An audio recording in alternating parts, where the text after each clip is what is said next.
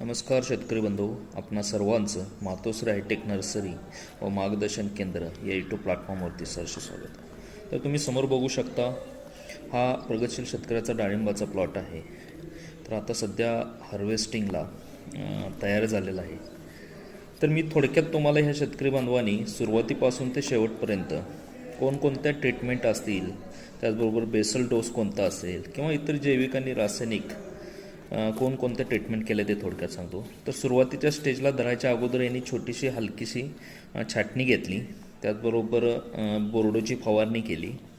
त्याच्यानंतर प्रति झाडाला साधारण शेणखत 20 ते 25 किलो, गांडूळ खत साधारण 1 ते 2 किलो, त्याचबरोबर निंबोळी पेंट साधारण 2 ते 4 किलो आणि त्याचबरोबर हे बेसल डोस घालून घेतल्यानंतर त्याच्यावरती ऊसाचं पाचरूट असेल, ऊसाचा पाला असेल, तो पसरून घेतला, जेणेकरून जमिनीमध्ये असणारं जे सेंद्रिय खताचं प्रमाण असेल ते वाढेल. त्याचबरोबर झाडाच्या बुडामध्ये तण उगवणार नाही किंवा जे इतर गोष्टी असतील, इतर बेनिफिट्स असेल ते त्या शेतकऱ्याला भेटत गेले.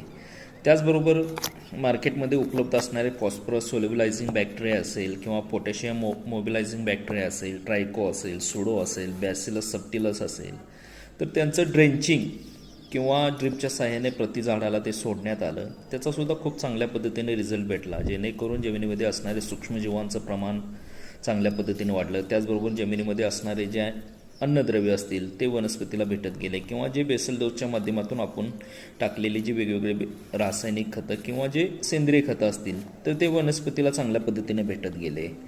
त्याचबरोबर कळी निघण्यासाठी त्याने अमायनो ॲसिड, फॉस्फरिक ॲसिड याची सुद्धा फवारणी केली. कळी निघाल्यानंतर ती कळी ड्रॉपआउट होऊ नये त्याच्यासाठी कॅल्शियम, बोरॉन असेल, दुय्यम अन्नद्रव्ये किंवा सूक्ष्म अन्नद्रव्यांची फवारणीसुद्धा शिफारसीप्रमाणे या शेतकरी बांधवांनी केलेली दिसून येते.